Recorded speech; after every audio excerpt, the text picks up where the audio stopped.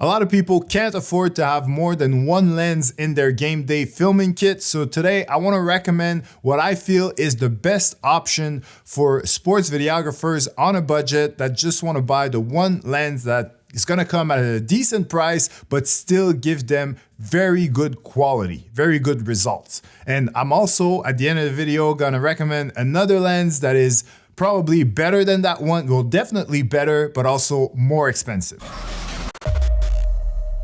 All right, so before we get to the lenses, I just want to let you know that there is an Easter sale going on my website right now. Everything is 25% off with the promo code Easter25 at checkout. So we're talking about the visual effects, the sound effects, the LUTs, the entire bundle, as well as my consulting services. So if you're interested, everything is in the description down below, so go check it out. Otherwise, when it comes to the one lens I recommend for budget sports videographers, this is it. Well, actually, this is not exactly it.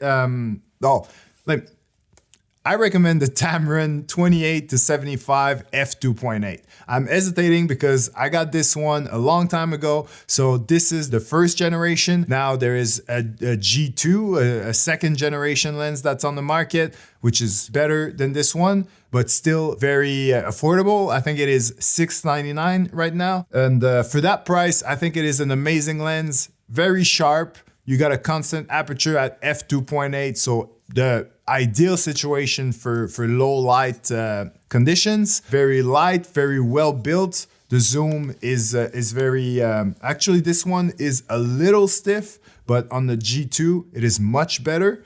One of the improvements. Otherwise, the zoom range, ideal for indoor sports. And I know like my football videographers watching this are thinking 75mm, that's not great for outdoor sports.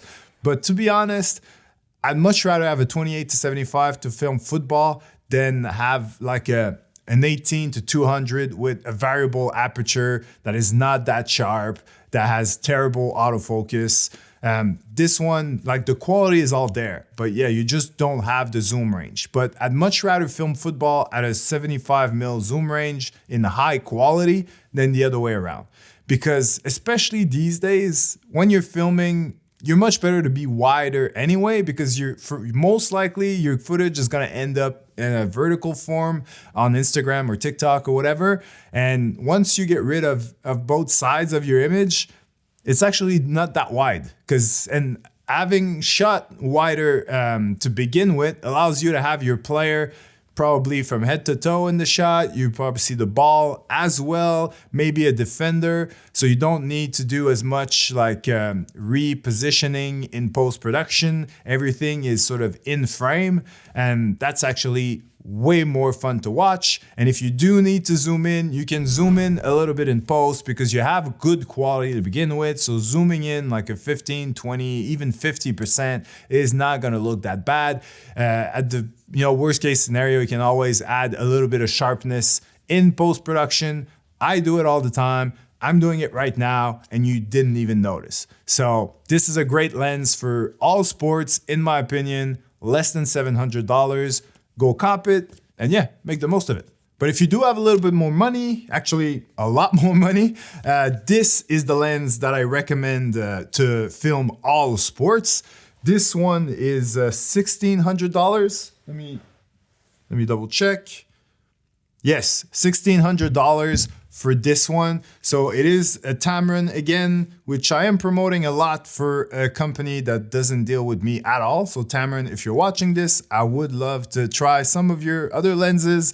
So, give your boy a call. But anyway, 35-150 f2-2.8. So there is a bit of a variable aperture, but from 2-2.8, no one's gonna complain about that because it means that you can shoot in very dark areas at f2 when you're fully wide, which is usually when you need it, because it's probably when you're filming the crowd or filming in the locker room that you'll really need that f2 aperture. So awesome. Otherwise, you stick to f2.8 during the game and you can zoom from 35-150. So 35, more than enough for indoor sports. Like you can, obviously, if you're filming basketball from the baseline, with an APS-C camera, 35 might be a bit tight, but not so tight that you're gonna miss opportunities, or you're gonna miss like great plays or anything like that. So definitely 35 is wide enough for indoor sports, and 150 allows you to shoot interesting shots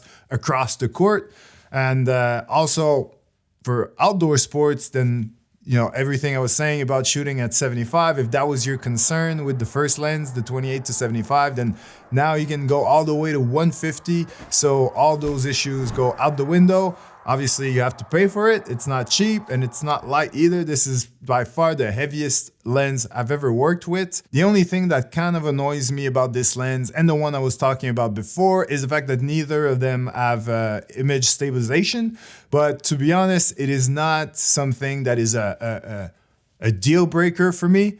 Obviously, because I bought both those lenses, because ultimately, if you learn proper handheld filming techniques, you don't need stabilization in your lens. I do have some in my camera, but even if I don't have it in camera or in my lens, with the proper technique, it is not an issue. And I do have a video on my YouTube channel that explains you exactly how to film sports handheld to avoid any shakes.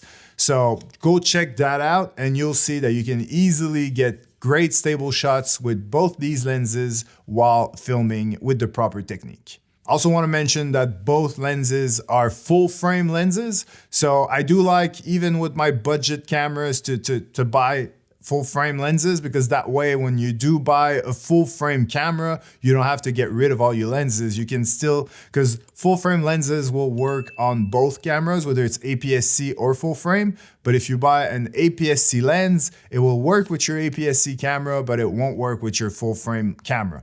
So ultimately, if you do upgrade your camera, you have to upgrade all your lenses as well. So that's why I like to start with full frame lenses straight off the bat.